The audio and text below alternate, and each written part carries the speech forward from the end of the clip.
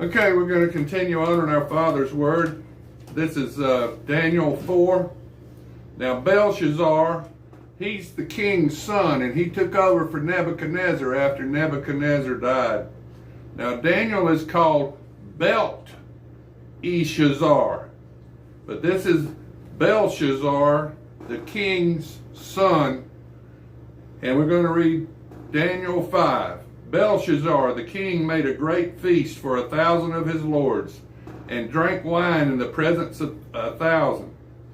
While he tasted the wine, Belshazzar gave the command to bring the gold and silver vessels, which his father Nebuchadnezzar had taken from the temple when he had been in Jerusalem, that the king and his lords, his wives, and his concubines might drink from them.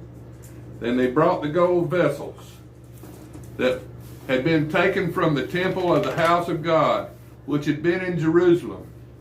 And the king and his lords, his wives, and his concubines drank from them. They drank wine and praised the gods of gold and silver, bronze and iron, wood and stone. At that same hour, the fingers of a man's hand appeared and wrote opposite the lampstand on the plaster of the wall of the king's palace. And the king saw the part of the hand that wrote. Then the king's countenance changed, and his thoughts troubled him, so that the joints of his hips were loosened, and his knees knocked against each other.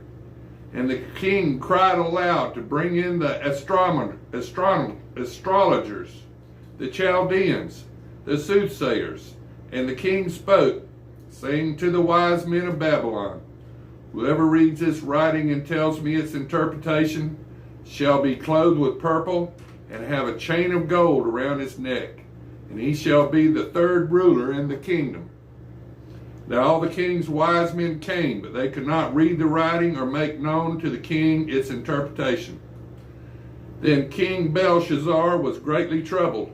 His countenance was changed, and his lords were astonished. The queen, because of the words of the king and his lords, came to the banquet hall. The queen spoke, saying, O king, live forever. Do not let your thoughts trouble you, nor let your countenance change. There is a man in your kingdom in whom the spirits of the holy God, and the days of your father, light and understanding and wisdom, like the wisdom of the gods, were found in him. And the king Nebuchadnezzar, your father the king, made him chief of the magicians, astrologers, Chaldeans, and soothsayers.